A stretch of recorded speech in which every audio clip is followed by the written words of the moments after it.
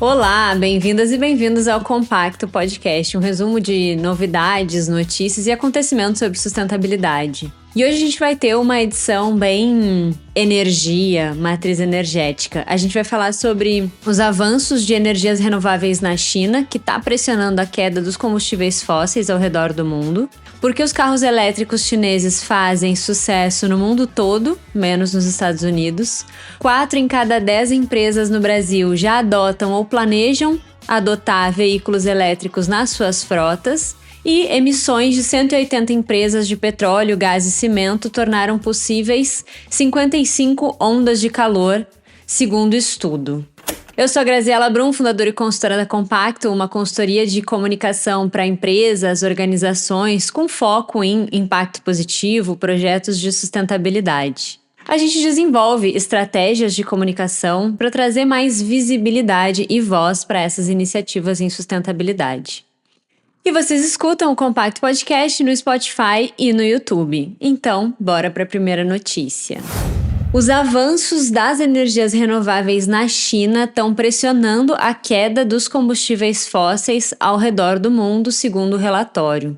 A China está apresentando uma expansão recorde em energia solar e eólica com investimentos bilionários e o país está redefinindo o rumo da transição energética global. Essas escolhas que estão sendo feitas pela China de aceleração da implantação de energias renováveis, redes, armazenamento, em conjunto com a eletrificação de transportes, edifícios e da indústria, está ajudando a remodelar as escolhas energéticas, criando condições para uma queda no uso de combustíveis fósseis ao redor do mundo.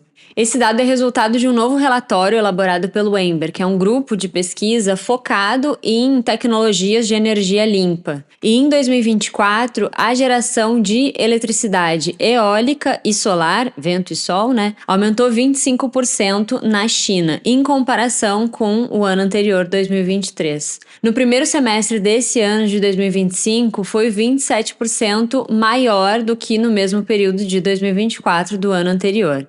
E isso, aliado a outras tendências, é o suficiente para reduzir a geração de combustíveis fósseis em 2%. Olha o tamanho que a China tem, E influência que ela tem na economia global também.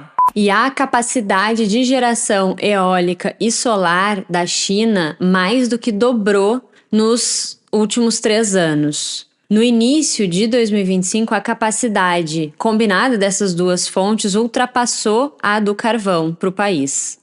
E se a gente pega o recorte do último ano, dos últimos 12 meses até junho de 2025, a energia eólica e solar do país geraram mais eletricidade do que outras fontes limpas. E isso, há 4 anos atrás, essas fontes elas geravam metade da eletricidade das outras fontes limpas combinadas. Então teve um crescimento aí muito representativo dessas fontes. Esse relatório traz também que a China é o maior investidor em energia limpa do mundo.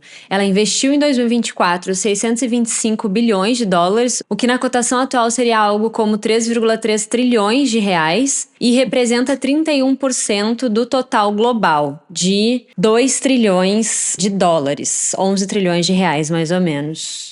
E aí outros dados positivos que esse relatório traz também é que o volume de armazenamento em baterias instalado triplicou no país, na China, nos 3 anos até 2024, e o investimento em redes atingiu também um recorde histórico no ano passado, de 85 bilhões de dólares, uma alta de 25% em relação aos números registrados em 2019. Em 2023, a participação da eletricidade no consumo final de energia na China atingiu 32%, e esse número ele está aumentando aí mais ou menos 1% ao ano. E até trazendo aqui, a eletrificação dos nossos processos, produtos, é uma forma muito eficiente de a gente lidar com as mudanças climáticas, reduzir o aquecimento global, porque é uma forma de a gente continuar consumindo e gerando energia de forma a emitir menos gases de efeito estufa. E essa matéria do Um Só Planeta, da Renata Turbiani, segue falando que essa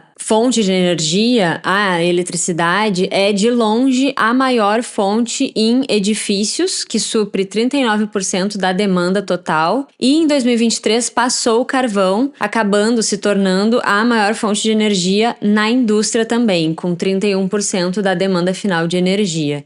Em completo contraste e oposto à taxa de eletrificação da União Europeia e dos Estados Unidos, que permaneceu ali estagnada em 24% desde 2010, nos últimos 15 anos. E tem no país, na China, uma percepção de que o antigo paradigma de desenvolvimento totalmente centrado em combustíveis fósseis já esgotou as suas possibilidades, não é mais adequado às realidades do século XXI. E um ponto importante é que essa transição que a China vem fazendo para a energia limpa está diminuindo a dependência dela de combustíveis fósseis importados e está também reduzindo os custos de energia, o que acaba estimulando o crescimento e o emprego e criando mercados de exportação para o país também. No ano passado, em 2024, o investimento e a produção em energia limpa contribuíram com 1,9 trilhão de dólares para a economia da China, que é uma soma equivalente a 1/10 do seu PIB, mais ou menos. E o setor está crescendo mais rápido do que a economia do país como um todo. Então, se o crescimento da economia chinesa está crescendo num ritmo, esse da energia limpa na China está bem mais acelerado do que a média da economia geral. E essa intensidade desse investimento, essa adesão das empresas, também acaba se refletindo em pesquisa, desenvolvimento, inovação, que a gente sabe que são fatores fundamentais para algo crescer, colocar investimento em cima disso, estudo e pesquisa, né? E as empresas chinesas hoje correspondem por cerca de 75% dos pedidos de patente ao redor do mundo todo em tecnologia de energia limpa, comparado com só 5% em relação a 2000. Então, em 25 anos, o país, as empresas do país foram de 5% para 75% dos pedidos de patente em tecnologia de energia limpa. Está gerando também reduções bem simbólicas e representativas de custos em todo o mundo em tecnologias associadas a isso, né? Como turbinas eólicas, painéis solares, baterias de armazenamento, veículos elétricos, de acordo com esse relatório da Ember. E esses benefícios, essas reduções de custo estão sendo sentidas principalmente nos mercados emergentes, que em muitos casos estão até ultrapassando os países mais desenvolvidos e da Organização para a Cooperação e Desenvolvimento Econômico na participação na geração eólica e solar e em eletrificação também. Pelos dados desse relatório, essa tecnologia chinesa barata permitiu que 25% dos mercados emergentes ultrapassassem os Estados Unidos em eletrificação de uso final e 63% em participação na geração solar. O editor do relatório, que é o Richard Black, comentou que a China é o motor e está mudando o cenário energético não só internamente, mas em países do mundo todo. Então essa mudança da China está impactando também outros países ao redor do mundo e que bom. Indo para a nossa próxima notícia, mas seguindo ainda nesse universo China, a gente vai falar sobre os carros elétricos chineses fazendo sucesso no mundo todo. Essa matéria do Jack Barkenbus para a Fast Company traz que a expectativa é que em 2025, 1 em cada 4 carros novos vendidos no mundo seja elétrico, sejam eles totalmente a bateria ou híbridos. E isso representa um salto enorme em comparação a 5 anos atrás, quando menos de 5% dos veículos vendidos eram elétricos. Esse dado é da Agência Internacional de Energia, que monitora o consumo de energia global. Só que, em contrapartida, nos Estados Unidos, as vendas continuam baixas. Em 2024, foram 1 em cada 10 os carros elétricos, né? E na China, que é o maior mercado automobilístico do planeta, a situação é completamente diferente dessa. Mais da metade das vendas já corresponde a carros elétricos. E a Agência Internacional de Energia traz que 2/3 dos carros 100% elétricos que são vendidos na China já custam menos do que os seus equivalentes à gasolina. Então a gente está falando aqui também de investimento, de mexer no bolso, né? Tá valendo a pena comprar carros elétricos na China. E isso também somado, acrescido a custos mais baixos de operação, manutenção, acaba tornando essa uma opção mais interessante para quem está comprando. E aí, quando a gente fala em marcas, né, a gente aqui no Ocidente conhece bastante a BYD, mas tem muitas outras marcas de carros elétricos chineses que é possível que a gente passe a conhecer nos próximos anos, né? A própria matéria cita aqui uns 8, pelo menos. E falando de BYD, esses dias eu tava aqui pelo bairro, em um restaurante, sentada em uma calçada, tomando uma cervejinha, e passou um BYD. E eu até comentei, assim, na hora, que nossa, é um carro muito bonito, né? Não sei se todos, tá? Não sou uma mega entendedora de carro, mas aquele modelo especificamente me chamou muita atenção, assim, pelo farol da frente. Nossa, design, assim, lindo. Impecável, muito bonito. E o que explica esse crescimento tão grande de participação de mercado dos elétricos de uma hora para outra, né? Tem alguns fatores e um deles são subsídios bem generosos por parte do governo, que escolheu os carros elétricos como uma das tecnologias estratégicas para projetar o país como potência global. Outro ponto é que a China investe bastante também em automação, chegando a operar o que se chama de fábricas escuras, que são praticamente sem intervenção humana nenhuma. E quando a gente olha para o lado dos consumidores, dos clientes, dos motoristas, né? Essas empresas reinventaram também o interior dos carros, colocaram ali grandes telas sensíveis ao toque e até alguns itens que nem geladeira, cama, sistemas de karaokê, aí é loucura, né? Mais um ponto é a própria concorrência, que é muito intensa dentro da própria China, que também acaba estimulando a inovação. A BYD, que é a maior vendedora de carros elétricos na China e no mundo todo, já comentou que tem mais de 100 mil cientistas e engenheiros trabalhando constantemente para melhorar os seus produtos. E enquanto montadoras do lado de cá do planeta Terra, né, ocidentais, levam anos para transformar um conceito em um modelo comercial, a BYD leva metade do tempo, uma média aí de 18 meses para fazer isso. Essa empresa também é a segunda maior fabricante de baterias do mundo e desenvolveu uma tecnologia que é capaz de recarregar um carro em só 5 minutos, praticamente o mesmo tempo de encher um tanque de gasolina. Então esses dois atos aí acabam se tornando comparativos, né? O tempo investido em abastecer, entre aspas, um elétrico deixa de ser um ponto contra. E aí, com toda essa capacidade produtiva e de tecnologia, o foco dessas empresas chinesas de veículos elétricos acaba sendo na exportação. Hoje elas já produzem muito mais do que o mercado interno consegue consumir e absorver. A China já é a maior exportadora de veículos na categoria como um todo, né? Mas a predominância ainda é dos modelos a gasolina. Mas, como a gente está vendo, aos poucos, não tão aos poucos assim, né? De forma acelerada, inclusive, esses veículos elétricos estão começando a ganhar mais espaço na Europa Ocidental, no Sudeste Asiático, na América Latina e na Austrália. Só que o maior mercado ainda fechado para esses carros chineses, e aí é elétrico ou a combustão, tá? Ou a gasolina, é a América do Norte, os Estados Unidos e o Canadá, criaram o que está se chamando de uma fortaleza tarifária para proteger as montadoras deles e aplicando tarifas de 100% sobre os carros elétricos vindos da China. E aí, na prática, isso acaba dobrando o preço para o consumidor final. E aí não vale a pena adquirir esse tipo de veículo, né? Que vai ser muito mais caro.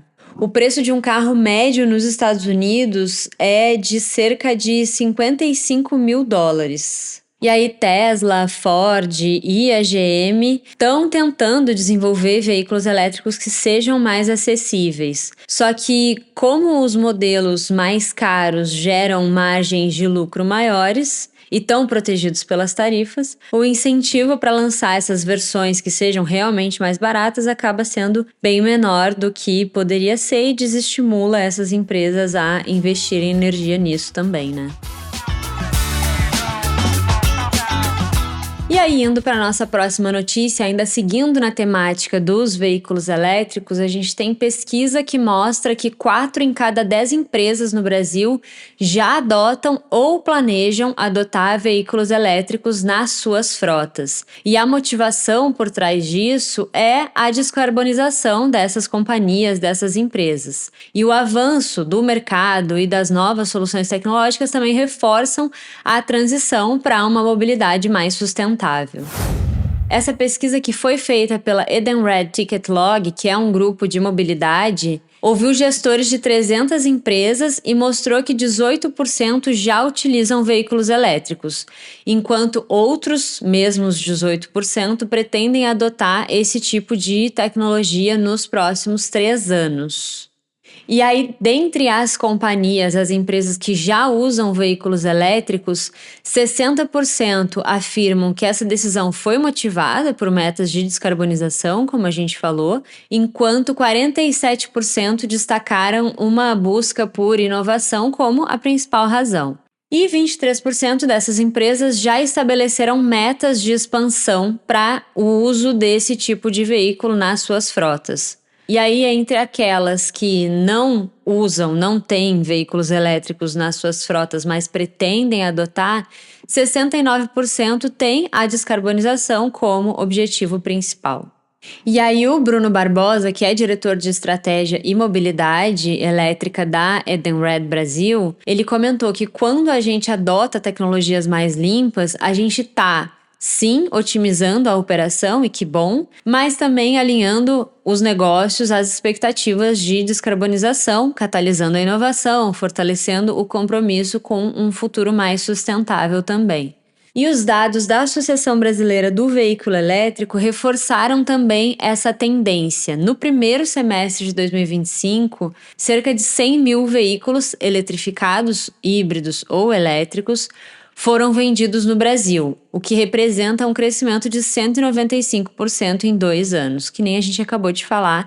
Esse mercado está crescendo muito ao redor do mundo e no Brasil também. E mesmo que a gente veja que o Brasil tem um cenário que ele tem muito a avançar ainda, tem oportunidade, né, tem o que percorrer, essa pesquisa mostrou que 18% das empresas que foram ouvidas já têm algum veículo elétrico ou híbrido. Então isso mostra o quanto a eletrificação de frotas tem sido um movimento de transformação, de fato, para essas empresas e para uma mobilidade mais sustentável também. E na nossa última matéria, também da Um Só Planeta, a gente tem que emissões de 180 empresas de petróleo, gás e cimento tornaram possíveis 55 ondas de calor, segundo estudo que pode fortalecer ações na justiça. Inclusive, essa história de processos na justiça, responsabilização judicial de países, é algo relativamente novo, tá? A gente falou mais sobre isso no episódio de número 8, onde a gente fala sobre o Tribunal de Haia ter reconhecido obrigações de países em mudanças climáticas e que essa decisão pode gerar processos contra países e empresas também. Segundo esses cientistas e a pesquisa deles, essas empresas são responsáveis de forma coletiva por 57% de todo o dióxido de carbono emitido desde 1850. Esse estudo analisou 213 ondas de calor globais entre 2000 e 2023. E todas essas ondas de calor, elas foram intensificadas pelo aquecimento global, mas em 55 casos, os pesquisadores apontam que os eventos teriam sido virtualmente impossíveis sem a influência humana. A pesquisadora e professora de clima na ETH Zurich, a Sônia Seneviratne, comenta que isso mostra que não são tantos atores assim, eles são poucos, mas que eles respondem por uma fração muito grande de todas as emissões. E, gente, assim, claro que petróleo, gás e cimento foram super importantes pra gente, conseguiu fazer a gente, como humanidade, realizar muitas coisas. Mas a gente já entendeu o impacto que isso tem e tá na hora de buscar e investir em soluções mais sustentáveis para o nosso próprio futuro, né? A Sônia também comenta que ser capaz de rastrear a contribuição desses grandes emissores e quantificar a responsabilidade deles pode ser útil para estabelecer possíveis responsabilidades jurídicas. E o que esse estudo está fazendo é conectar desastres climáticos específicos a empresas em que as emissões tornaram esses desastres possíveis. Essa ponte pode ser uma peça muito importante, fundamental, em ações legais, políticas para responsabilizar poluidores. E casos desse tipo já estão em andamento em diferentes países ao redor do mundo. Nos Estados Unidos, estados como Vermont e Nova York aprovaram leis para responsabilizar companhias fósseis pelos danos das suas emissões. Em julho, como eu comentei ali também, no início da matéria, que a gente fala melhor no episódio de número 8, a Corte Internacional de Justiça decidiu que governos podem ser obrigados a compensar danos por não prevenirem impactos climáticos. E em maio, o Tribunal Superior da Alemanha abriu precedente e reconheceu a possibilidade de responsabilizar empresas de combustíveis fósseis por essa contribuição também. Apesar da nossa última notícia de hoje ter sido num clima um pouco mais tenso, ela também é uma boa notícia, Então, a gente está falando aí de formas, pesquisas e estudos que estão nos ajudando a rastrear, mapear, tornar mais tangível e identificável de onde vêm essas emissões e quem são esses responsáveis, Eu sempre me esforço aqui para trazer boas notícias e não ser só a mensageira do caos para vocês. E hoje a gente falou sobre avanços de renováveis na China, que está pressionando a queda dos combustíveis fósseis ao redor do mundo. Por que os carros elétricos chineses fazem sucesso no mundo todo, menos nos Estados Unidos? 4 em cada 10 empresas no Brasil já adotam ou planejam adotar veículos elétricos nas suas frotas. E emissões de 180 empresas de petróleo, gás e cimento tornaram possíveis 55 ondas de calor. Aproveita e segue o Compacto Podcast no Spotify, no YouTube, e ativa o sininho na sua plataforma preferida para ser avisado sempre que sai um episódio novo, toda terça-feira de manhã. Vocês encontram a Compacto no LinkedIn, no Instagram, @CompactoCI e no compactoci.com, e vocês me encontram no LinkedIn como Graziela Brum. Deixa aí a sua avaliação, as suas 5 estrelas, o seu comentário. Aliás, é muito bom quando eu leio um comentário de vocês, quando vocês deixam algum comentário, porque sai aquela sensação de que eu tô falando só pro meu computador. É muito bom ler vocês aí do outro lado. Um beijo e até o próximo episódio.